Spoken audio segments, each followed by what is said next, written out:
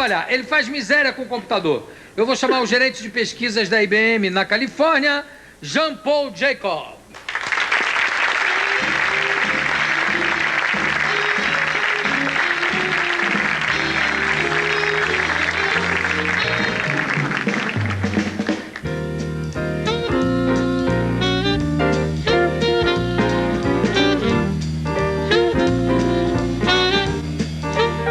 Jean-Paul, na última vez que você esteve já aqui, você deu um banho, deu um espetáculo, um show com computação, mostrando as últimas novidades.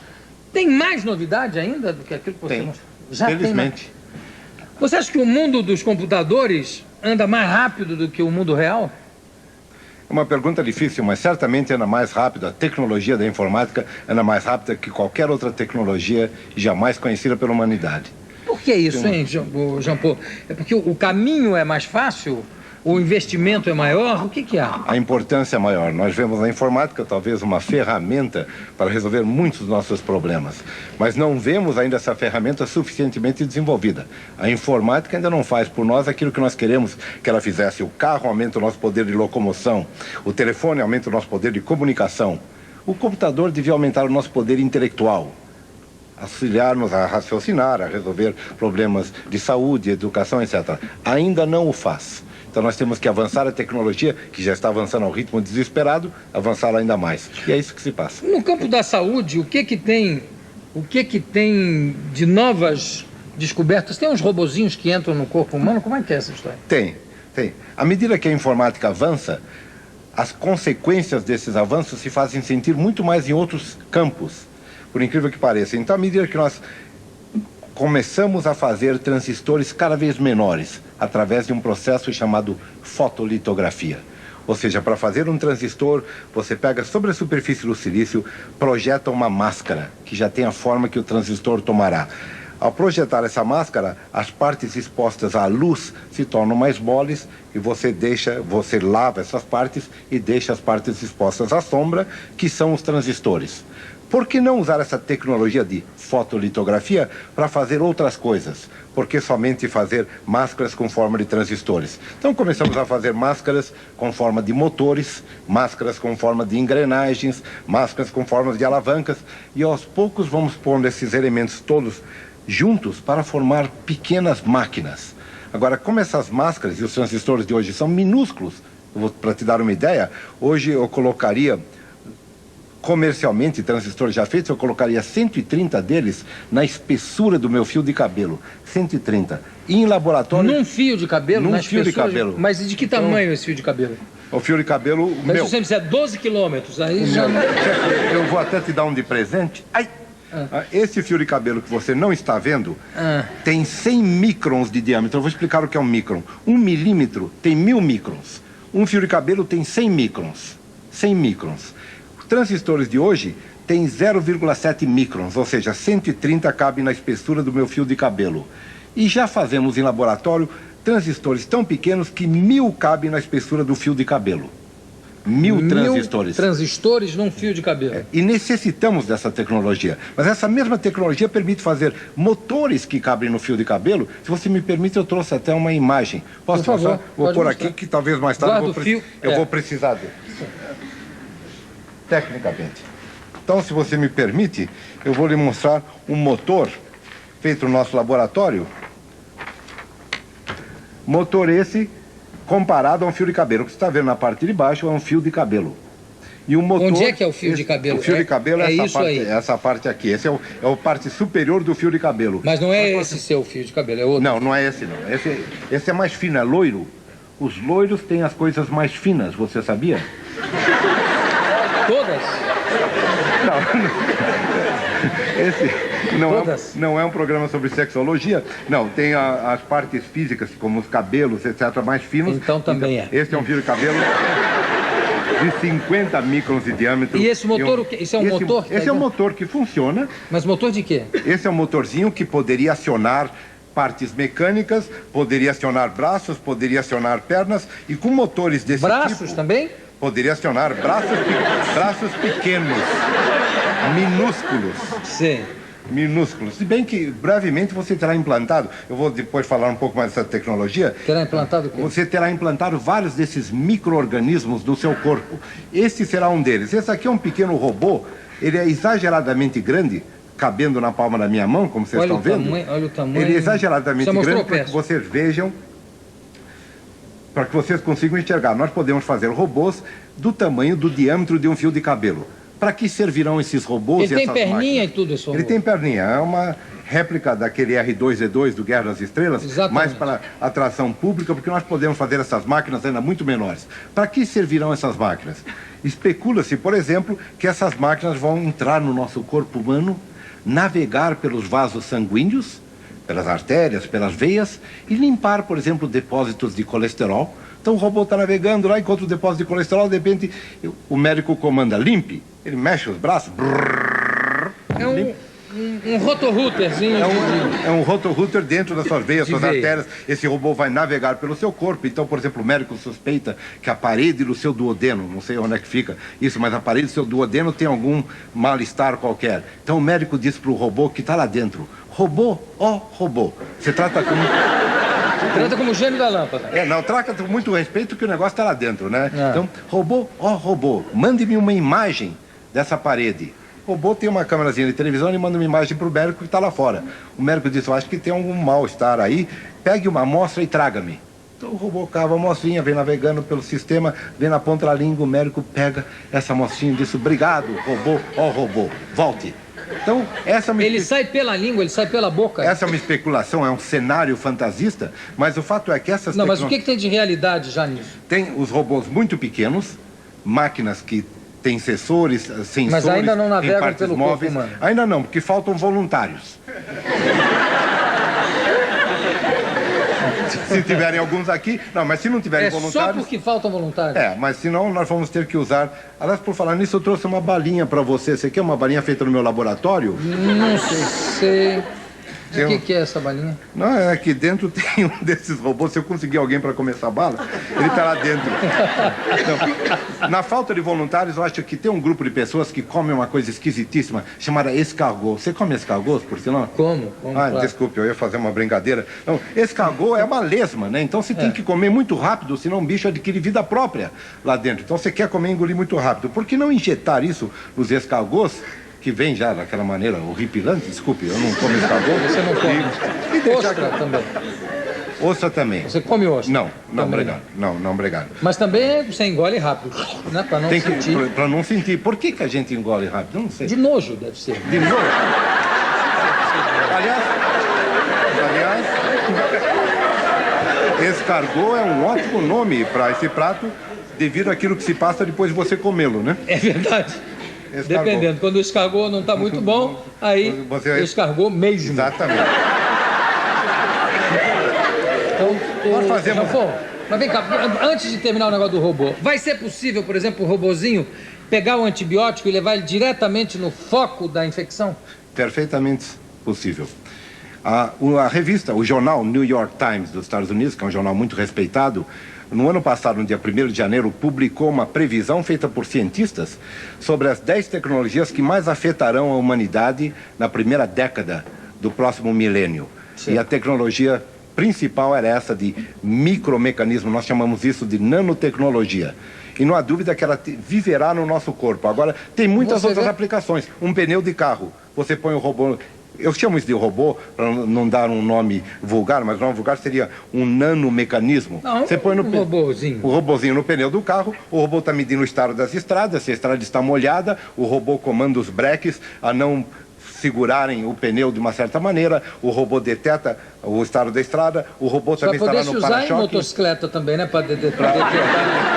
Era o O próximo estado ponto da que eu- estrada não teria aquele buraco que está lá. Que tá lá. Ainda está lá. Atenção, Departamento de Estrada de Rodagem, o buraco ali quase perto do Brasão, na rodovia Rio Juiz de Fora. Eu não quero entrar com um processo em cima da rodovia, né? Ou da União, porque na hora lá não me ocorreu fazer a chamada ocorrência, etc.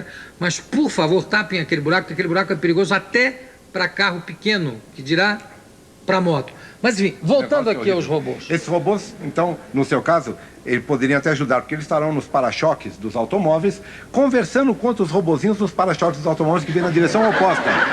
E eles dizem o que Ele que tem. dá essa informação. Como é que tá? Olha, tem um buraco Tem um ali, buraco tem um lugar. lá, cuidado. Tá chovendo, mas... Tá chovendo, tem um buraco. O trânsito a está 50 lá, quilômetros. teve um acidente, tem um buraco, Tudo cuidado. isso. E aí na sua motocicleta você ouviria um alto-falante dizer bip, bip, bip, buraco, buraco à vista. Ou seja, os robôs vindo E teriam no visto. painel do automóvel também. E no painel do automóvel também. Então essas maquininhas estarão na ponta de um bisturi, porque é um motorzinho, faz com que o bisturi corte mais facilmente. Esses nanomecanismos, nós vamos entrar na era dos nanomecanismos. Você acha que isso é para daqui a quantos anos? Eu acho 10 que anos, o no robô que máximo? entra no nosso corpo, devido a todas as precauções que nós devemos tomar, é para daqui 30, 50 ou mais anos. Esses outros robôs em pneus de automóvel, em automóveis, na ponta de bisturi, para localizar algo dentro do computador, já existem. Esse motorzinho que eu tenho aqui, nós já usamos em várias funções. É engraçado que você sabe o negócio, porque às vezes a ficção científica, né, é profética. Tem um livro do Asimov, que aliás foi feito o filme, que é uma viagem dentro do corpo humano, né? Que é exatamente isso. Eles fazem uma miniaturização de uma cápsula e injetam na pessoa e ela vai procurar acho que é uma trombose, eu não sei exatamente, era um coágulo que estava localizado não sei aonde, vai lá e destrói o coágulo. Você se lembra desse Eu me lembro filme? desse. Quer dizer, Foi feito um filme, né, sobre esse. foi feito um filme. Sobre esse tema também. Exatamente. Viagem Fantástica é o nome do filme. E essa tecnologia do robô que vai dentro das pessoas é um pouco isso, né? É, exatamente. E não há dúvida que virá. Então, os progressos da informática trazem progressos à medicina. E outros progressos da informática vão trazer outros progressos à medicina. Nós já conversamos uma vez de sensores de supercondutores que medirão campos magnéticos emitidos pelo cérebro, sensores muito sensíveis a campos magnéticos. Quando qualquer coisa se passa no nosso corpo, como você tem um problema aí, neurônios começam a conversar entre si e enviam sinais, disparam sinais elétricos. Sinais esses que criam campos magnéticos que são detectados por pequenos sensores supercondutores, sensores esses que foram descobertos, inventados e desenvolvidos para que computadores não esquentem tanto. Mas esses sensores hoje colocados sobre o cérebro, numa espécie de capacete, vão detectar campos magnéticos e poderão, por exemplo, detectar as atividades do cérebro antes de um ataque, epiléptico ou que seja, e após o ataque. Por diferença das duas imagens, detectarão exatamente os neurônios que causaram isso.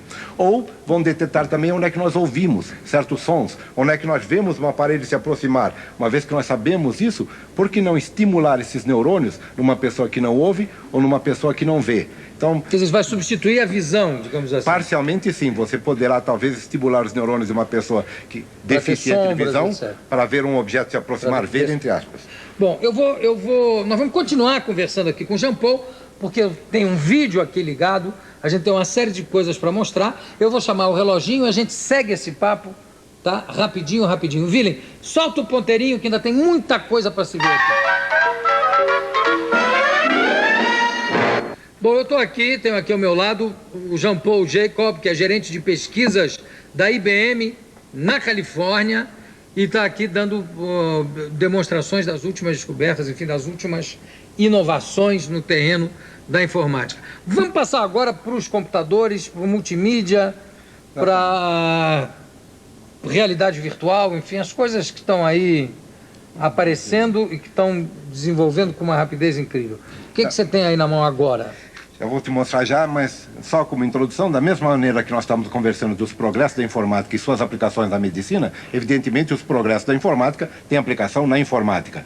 O que Claro. nós queremos? Que computadores se comuniquem de uma maneira mais natural conosco, mais atraente, através de imagens, de vídeos, de animação, de sons, de vozes, coisas essas que computadores vão fazer no futuro. Então o que eu tenho aqui é um vídeo, Ele um monitor. fácil de ligar? Ele é como a minha primeira esposa, é sensível ao toque. Você toca, E ele já liga. e ele liga. E para desligar é a mesma coisa, tocou, desliga. Não, é exatamente Então não é também o caso. igualmente, não é tão parecido com a sua Não. primeira esposa. Não, ela tocava em mim para desligar. Então o que você vai ver agora é uma série de aplicações de comunicação entre computadores e pessoas. Comunicações Não mais tem nem naturais. teclado aí. Não tem nem teclado, está escondido lá atrás, em caso de pane. Ah. Essa fera aqui, de vez em quando, não se comporta muito bem. E eu tenho aqui minha colega de trabalho, que é a domadora da fera. Cadê a domadora da Simone, fera? levanta a mão, é a domadora da fera. Tudo então, bem? Se entrar em pane, a Simone corre aqui atrás, pega o teclado e doma a fera. Mas por enquanto eu vou usar só o toque, acho que vai funcionar. Então, certo. a primeira coisa que você tem que saber, a única coisa que vocês têm que saber para ver essa demonstração é que computadores vão se comunicar conosco no futuro através de uma tecnologia chamada multimídia. Multimídia é uma tecnologia multissensorial. Ou seja, ela permite que você veja, escuta, interaja, interrompa, discuta, etc. Dentro desse computador você vai ver, eu tenho artistas que vão me ajudar a entender um poema, eu tenho professores de literatura, eu tenho várias coisas aqui dentro. Agora, todos embutidos digitalmente. A única coisa que você precisa saber para entender essa demonstração é que imagens, todas as imagens que nós vamos ver na tela, e essa aqui é uma imagem, são constituídas dentro do computador por pequenos quadradinhos, elementos de imagem, chamados pixels. Então essa imagem aqui tem 300 mil pixels, 300 mil quadradinhos. Certo. Ela parece uma imagem contínua. Eis aqui a mesma imagem com só 3 mil desses quadradinhos pixels, significa picture element. Então, Aí fica a nitidez, a resolução perde muito. A resolução perde muito e você está vendo esses quadradinhos. O que o computador faz é que ele armazena cada um desses quadradinhos. Eu não sei se na câmera, com a câmera está dando para ver esses quadradinhos. Está dando para ver no monitor. Deu para ver. O que o computador faz é que ele armazena cada um desses quadradinhos na sua memória, que está aí atrás, e agora nós podemos fazer uma série de coisas. Deixa eu dar uma demonstração do que nós podemos fazer. A primeira coisa é colocar uma imagem sua aqui na tela. Eu vou tocar nesse botão. Ele acende e me mostra uma imagem sua na tela. Então, são quadradinhos. Chamam-se pixels. Vamos chamá-los de pixels de agora em diante. Okay. O computador sabe a posição de cada quadradinho tem uma cor. Só isso que o quadradinho tem, uma cor. Sua posição é um segue-se a outro. Perfeito. Então, vou pedir ao computador que comece a modificar esses pixels num processo chamado metamorfose. Certo. Eu vou tocar na tela, o computador vai começar a modificar os pixels. Vamos ver o que acontece. Vou tocar na tela, vai ter uma musiquinha de fundo, também digital. E o computador agora começa a modificar esses pixels. Ele vai mudando a cor, são 300 mil aqui. Ele vai mudando as cores desses pixels. Mas eu estou passando por uma transformação terrível. Você tá terrível, cuidado, porque você está se transformando em mim. Olha só, eu não falei? Olha aí. É terrível. Transformação terrível. Então ele simplesmente muda os quadradinhos e você se transforma em mim. Aliás, o que eu fiz, então... Mandando beijinho também. Mandando beijinho também. Ele simplesmente modificou as imagens. O que eu pedi ao computador que imprimisse para mim, então foi uma imagem que metade é você e metade sou eu. Seu primeiro nome é Joe, meu segundo nome é Paul. Eu chamo essa imagem de Joe Paul. E eu vou deixá-la contigo. Eis aqui o Joe Paul. O Joe Paul... O Joe Paul é um híbrido entre nós dois. Olha só, eu disfarçado de Fidel Castro também. Ou eu disfarçado de gente famosa. Que maravilha. Então eu vou sair daqui e vou mostrar agora uma outra metamorfose para mostrar o poder do computador, não só de modificar esses pixels, mas se ele pegar... Eu vou apertar a Mona Lisa. A Mona Lisa. Eu vou pegar aqui uma tela que foi composta por pixels. Essa imagem que você vai ver é totalmente artificial, composta por pixels. Certo. Então, o que nós vamos fazer e você vê que a Mona Lisa está aqui no cantinho, foi pendurado, são só os pixels da Mona Lisa. Eu tenho um raio laser para não ter que pôr a mão aí na frente.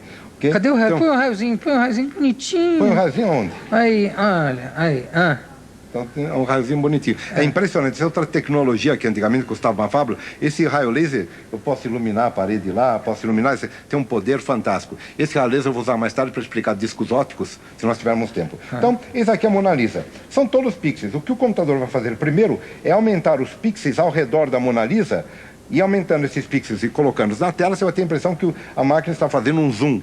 Perfeito. E depois eu vou fazer uma modificação na Mona Lisa, porque eu acho a Mona Lisa uma imagem muito conservadora, ela tem aquele fundo preto, tem cabelo escuro, não está nada na moda. Eu vou fazer algumas modificações na Mona Lisa, o decote dela é muito conservador. Então eu vou pedir ao computador que me ajude a fazer uma metamorfose da Mona Lisa. Então você repare primeiro o fundo, aquele fundo tradicional eu vou modificar. As loiras estão mais em evidência, eu vou pedir ao computador que torne a Mona Lisa uma loira, que tire essas manchas na pele dela, e, sobretudo, que melhore um pouco o decote dela. A Mona Lisa é extremamente conservadora, um quadro escuro, etc. Eu acho que ela fica muito melhor assim. Tem toda a razão. Olha aí. E essa metamorfose eu chamo da Mona Lisa para Madonna Lisa. Madonna Lisa. É a Madonna Lisa. Então, o que nós vimos até agora é o fato que computadores podem modificar esses pixels. Mas computadores podem fazer muitas coisas. Você deve se lembrar de desenhos animados. Antigamente, desenho animado era feito em filmes. E você, quando ia ver um desenho animado no cinema, você via 24 desses quadros por segundo. Exatamente. E cada quadrinho desse era feito com uma dificuldade tremenda, era superposição de vários desenhos, etc. Chamava-se uma célula, e uma vez que você fotografou, você não podia modificar. Desenhos animados, hoje, graças ao poder computacional dessas máquinas, podem ser substituídos por desenhos feitos por computador. Eu desenhei aqui no computador 8 bonequinhos e vou pedir a esse computador que desenhe nessa tela esses 8 bonequinhos tão rápido quanto possa.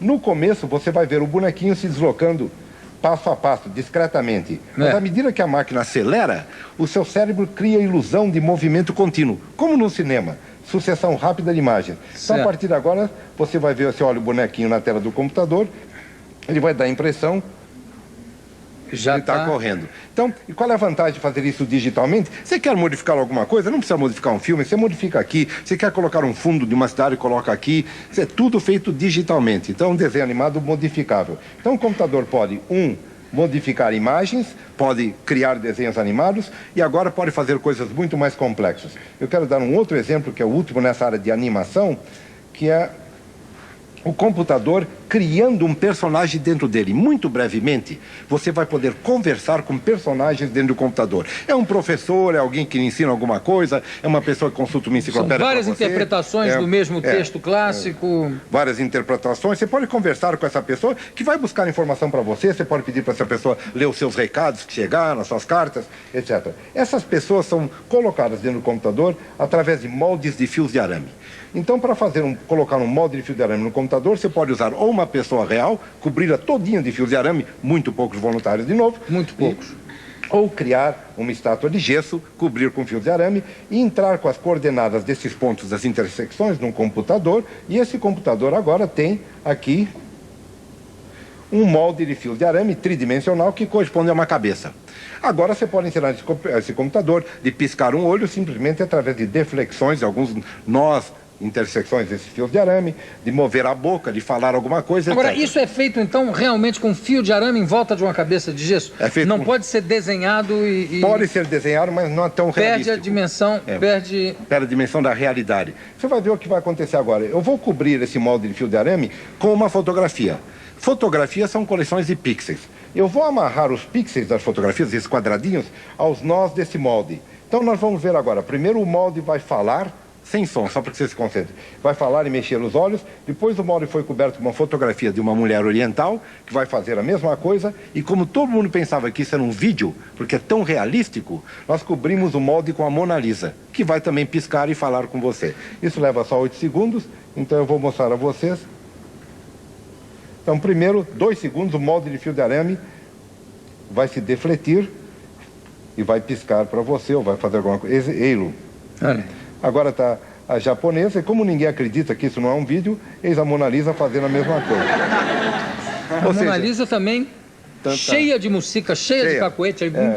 Ela estava naquela reunião que o seu Russo falou lá com as mulheres no estádio. Bom, em vez de só termos o rosto, nós podemos ter mais um corpo todo. Então, eis aqui um molde de gesso feito por essa artista, chama-se Diane, e ela cobriu o molde de gesso, o corpo é simétrico, o molde de gesso com fios de arame, transmitiu essas informações ao computador e criou um corpo feminino. Para cobrir esse molde de gesso com fios de arame, esse fio tem que ser colado de forma absolutamente simétrica. Quanto mais for simétrico, quanto mais for real... Quer dizer, dá uma trabalheira, quanto tempo ela leva para fazer um boneco desse? Eu não sei, mas eu já fiz alguns muito mais simples. Leva uma semana fabricando isso, cobrindo com cuidado e transmitindo isso ao computador. Mas uma vez que ela transmitiu a boneca, o corpo, essa mulher aqui, essa mulher sintética, chama-se Dozo. O corpo da Dozo está à sua disposição, você pode fazer o que você quiser. Então, quase tudo, também não vai fazer tudo com a Dozo, que ela não está para isso também, né, João? Primeiro vamos ver e depois nós podemos discutir esse ponto até. Então eu vou mostrar agora a Dozo. No começo dos primeiros 15 segundos, esse corpo está coberto com uma pele de uma cantora. E ela vai cantar para nós uns blues quaisquer da vida, aliás são blues sobre informática. E depois nós veremos como é que ela foi feita. Então deixa eu ver a Dozo cantando. Blues sobre informática. Blues de informática, ou música de informática. Dozo, canta para nós, Dozo.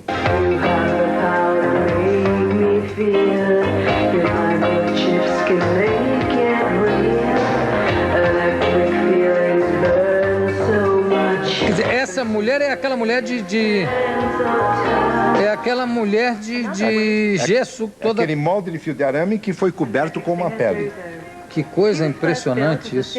E ela primeiro começou então com rostos de gesso que foram digitalizados no computador, depois o corpo foi digitalizado no computador, a partir daí uma mulher real se requebrando foi colocada no computador, os pontos luminosos, eu vou parar isso aqui um minuto, os pontos, e eu fiz uma bobagem aqui. Eu também acho. Você também acha? Bom, os pontos luminosos, você cheirou, não, os pontos luminosos daquela mulher se requebrando foram transmitidos ao computador e agora o computador entende como é que essa modelo deveria se requebrar. O corpo da Dozo foi reutilizado pelo Comitê Olímpico da cidade de Atlanta, quando eles estavam pedindo ao Comitê Olímpico Internacional que desse os Jogos Olímpicos de 96 a Atlanta. Então eles colocaram o Comitê Olímpico Internacional numa sala, cujas paredes eram de vidro, e o Comitê Olímpico sentiu-se como se estivesse sob Atlanta, como Atlanta será em 96. Então eles estavam numa cabine de um avião, de um helicóptero, aterrizaram nesse estádio hipotético, que nunca existia, só via um estádio nas paredes, e quem entrou carregando a tocha olímpica, quem levou a tocha foi a Dozo. A Dozo. A velha Dozo agora coberta com uma pele diferente, mas é o mesmo molde, que serve para várias utilidades. E eis a Dozo como corredor olímpica, carregando a tocha olímpica, entrando no estádio.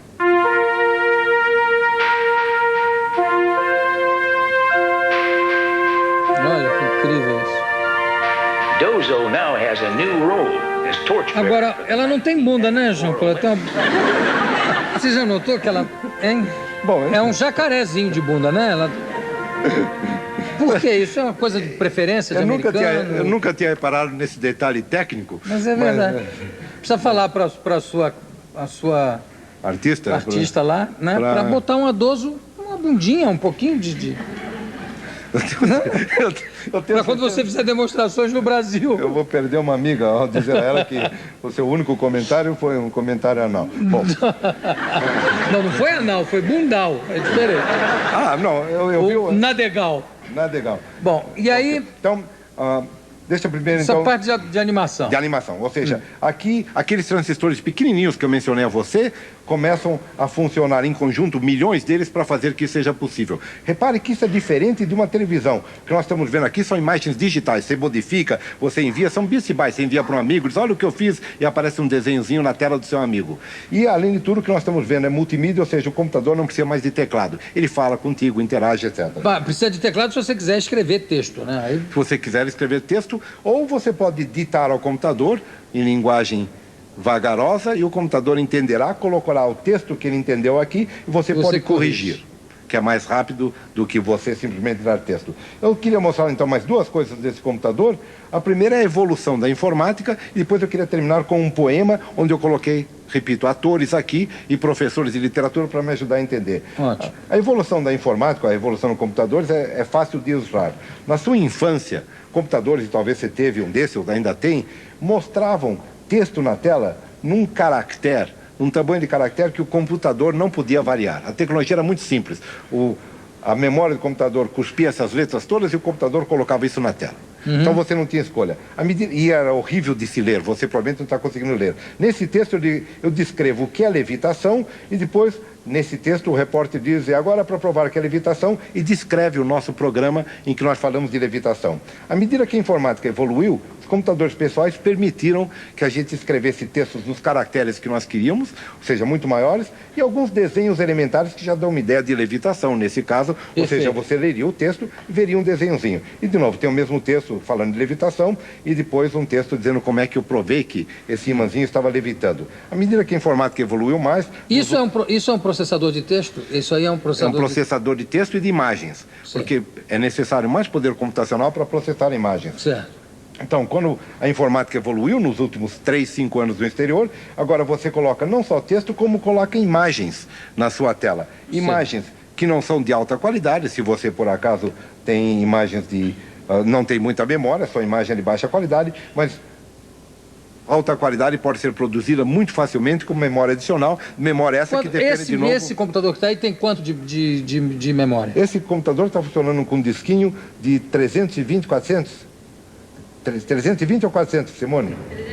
320 megabytes. 320 milhões de bytes. Megabyte, isso que de hard disk, no disco rígido. Você pode usar esse programa com 16 MB de memória do computador. Você tem que ter 16 8 ou mega 16? de RAM, de mínimo. De 8 no mínimo. Para 8 esse no programa. 16. Não, 16 dá. Não, digo 16 seria o ideal. E 320 320 de disco rígido. de disco rígido. Esse computador reside no Brasil, é uma fera brasileira, é um PS2 da IBM. Certo. E eu tenho os meus Estados Unidos que eu não trouxe, porque a Cibone tem Esse software que está aí, o que é? Um Windows é o quê? Não, esse software aí chama-se AVC, Audio Visual Connection. É um software de autoria de programas de multimídia. Então, assim que nós autoramos esse programa. Então, à medida que computadores evoluindo, o computador começa a saber onde estão as palavras na tela, a posição das palavras. Então, existem certas palavras chamadas quentes. Por exemplo, a palavra supercondutividade aqui é uma palavra quente. Se eu tocar nela, o computador sabe onde eu estou tocando e me dá uma definição de dicionário do que é supercondutividade. É a presença de resistência à passagem de correntes elétricas. Eu posso apagar isso e agora poderia continuar dizendo que o último passo da informática realmente é dar vida a imagens, porque mesmo que essa imagem seja boa e você vê o ímã levitando, você ainda tem que ler o texto, saber o que é levitação e saber como é que eu provei que era levitação. Por que não usar o poder da multimídia e dar vida à imagem, deixar que a imagem descreva para você o que é levitação e como é que... E agora, para provar que é levitação, senhoras e senhores, dadas as minhas mangas, eu tenho aqui uma argolinha para provar que é levitação perfeita. Olha que fantástico.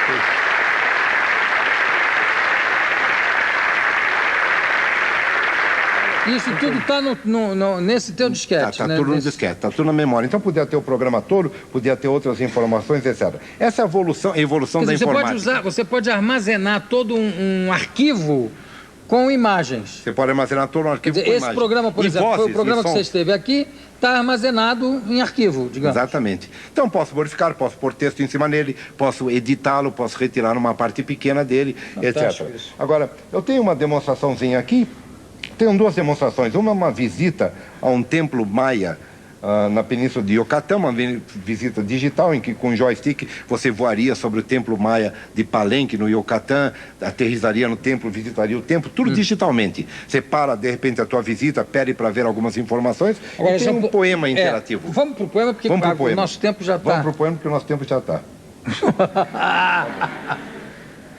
Estou aprendendo, né? Estou aprendendo com você. O poema que eu queria, então, ilustrar, fazer com que Multimídia ilustrasse o seu poder de iluminação de conceitos, é um poema em inglês, escrito por Alfred Lord Tennyson, na Inglaterra, há mais de 100 anos atrás, e o poema chama-se Ulisses. É a história do general Ulisses, que conquistou Troia e depois voltou para sua terra, passeando por 10 anos pela Europa. Generais naquela época não tinham muito o que fazer, pelo jeito. Então, eu posso pedir ao computador que me dê o poema e para que eu o leia. Então o computador me mostra como eu veria um livro, me mostra o poema e eu poderia tentar lê-lo.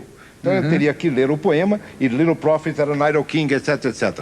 Só que eu não leio muito bem, as pessoas talvez não achem muito dramática a minha leitura, então eu vou apertar aqui a tela e pedir que o computador, que a multimídia me ajude a iluminar o poema. O primeiro botão que eu vou apertar é esse botão aqui chamado Interprete. Eu aperto esse botão e vejo que o computador me oferece várias opções. Uma delas é de leitura. Reading é leitura. Eu aperto o Reading. Eu sei que você fala inglês, mas eu aperto o Reading e 6 atores aparecem dispostos a me ler exatamente o trecho que eu estava tentando ler. 6 atores diferentes. Atores profissionais. Eu vou escolher um deles só para dar um exemplo e vou pedir que ele me leia um pouquinho. Eu posso desligá-lo simplesmente tocando a tela. Tá, o Shepard. Vai, eu vou pedir o Mr. Horn. Não, o Mr. Horn tem uma voz boa, dramática. Eu gosto da voz dele. Little prophets, that an idle king, by the still hearth. Chega. Então você vê que eu posso trazer atores para me ler. Bom, eles podiam me ler o poema. Para ele na hora também. Chega na hora, eu pronto, controlo. Eu chamo os atores, chamo os professores, chamo mais. Tem palavras aqui, muitas que eu não entendo. Então eu vou pegar uma dessas palavras que eu não entendo, que é a palavra hearth, que é essa aqui, eu vou tocar nela, ela se ilumina, e eu reparo que eu tenho um dicionário aqui. Então eu vou apertar o dicionário e a definição da palavra hearth vai aparecer, uma imagem dessa palavra, e uma voz, caso eu não queira ler a definição, vai lê-la para mim. Então aparece a definição. Noun. 1. The floor of a fireplace. Ok, já mostrei então. Tem um dicionário vivo, com atores também que me recitam, etc. Então agora eu podia entender o poema, mas não entendo o significado desse poema. É um poema triste ou um poema alegre? Não sei, eu aperto de novo o botão Interprete aparecem várias opções, uma delas é opiniões. Esse último botão aqui está escrito opiniões. Então eu aperto opiniões e vejo que aparecem... dessa vez aparecem 5 professores de literatura dispostos a me dar a sua opinião, e 2 deles diferem tão radicalmente, a doutora Shore e o Dr. Kincaid, que se eu apertar esse botão aqui, existe um debate entre os dois. Não temos tempo... Então eu não vou fazer um debate, eu vou pedir a... Mas não, aperta o debate só pra gente ver, a gente corta o debate no meio, não pode? Não pode, o debate é longo, porque é esquentado. The only voyage ahead of Ulysses is a voyage into death, the final Eu voyage. pedi à professora And I deixa eu think parar. Para um minuto, professora. Pedi que ela me desse a opinião. Ela tem uma opinião trágica, ela acha que a viagem de Ulisses é uma viagem para a morte. Para a morte, exatamente. Deixa eu tirar ela daqui e dizer, puxa, então é dramático, eu estou agora acelerando só para te mostrar todas as possibilidades que eu tenho de... Quando eu não consigo apertar, eu uso esse mouse aqui, porque eu tenho um dedo muito gordo para apertar o olho da professora. Então, agora nós já sabemos que é um poema trágico, pelo menos na opinião dela. Eu posso pegar essa barrinha aqui, ir para o meio do poema, pegar uma outra frase, por exemplo, 4 palavras só aqui, porque nós temos pouco tempo, essas 4 primeiras palavras, iluminá-las e dizer, bom, o poema é trágico. Isso quer dizer, esse é meu filho, né? This is my son, esse é meu filho. Como é que você interpreta isso tragicamente? Então eu chamo atores e digo, eu não sei fazer isso. Eu vou chamar atores e vou dizer, dentro desse poema trágico, dessa vez eu quero ver o ator recitando. Estou cansado só de ouvir a voz dele. Eu tenho 6 atores, dentro dessa interpretação trágica, como é que você interpreta isso? Eu vou escolher esse ator shakespeariano, Mr. Revel, e ele me diz, olha, eu não quero te forçar a ouvir nada, eu te ofereço opções. E você pode ouvir essa frase com desdenho, com orgulho ou com inveja. Eu digo, puxa, obrigado, Mr. Revel. Então, por favor, me recite com desdenho. E ele vai aparecer e recitar, este é meu filho, com desdenho. This is my son. Desdenho. Agora eu digo, e com orgulho, como seria com orgulho? Voto, com orgulho. Volte e diga-me com orgulho, este é meu filho. This is my son. Você vê o orgulho, né? This is my son. Então eu poderia navegar pelo poema. Tem mais um, esse This is my son, podemos ouvir mais uma? Não, ele agora sumiu porque eu não posso voltar atrás, eu estou acelerando. Mas perfeito. tinha mais um, só que não tão diferente. E finalmente a última coisa aqui é que esse poema é muito famoso a estudar por vários professores, por vários alunos dos Estados Unidos, porque as frases de Lord Tennyson são famosas. A família Kennedy gostava de citar muito essas frases. Então nós temos aqui um outro botão chamado contexto, que mostra todo mundo que citou frases desse poema. E, inclusive o senador Ted Kennedy, no discurso famoso. Long after the signs come down and the crowd stop cheering and the band stop Eu vou playing. brecá-lo. Isso foi um discurso que ele fez em 1980, quando perdeu a nomeação para a presidência pelo Partido Democrata nos Estados Unidos. Então eu vou sair daqui e eu acho que nós não temos mais tempo. Então eu teria outras demonstrações, mas eu ilustrei que multimídia tem... A primeira característica dela é a interatividade. É diferente de televisão. Na televisão você não tem interatividade. Quem nos está vendo agora só tem uma opção, mudar de canal e não mudar... Não faça isso, por favor, não faça isso. Ok. Não faça isso. Então nem essa opção tem mais. Nem essa tem mais. Enquanto que em multimídia você navega pelo conhecimento, você pede que alguém apareça, desapareça, você controla a maneira como você quer receber informação. Bom, João Paulo, na próxima vez a gente vai falar aqui do laser, porque isso aqui tem que ser em capítulos, cada entrevista com o João Paulo tem que ser em capítulos do laser e do disco do... Discos ópticos e da realidade virtual. E da realidade virtual. Encontro marcado. Quem sabe você traz alguma coisa já de realidade virtual. Vou trazer um capacete para você. Maravilha. Não de não de motociclista, mas de realidade virtual. E a gente usa, inclusive, com pessoas da plateia. Tá combinado, né? E não fala para aquele amigo russo que nós vamos fazer uma experiência semelhante com realidade virtual. Isso é bem interessante. Aquele russo que você citou. Que levava as mulheres ao orgasmo só na base da concentração mental. Exato, eu não quis dizer isso. Bom, eu conversei com o gerente de pesquisas da IBM na Califórnia, Jean Paul Jacob.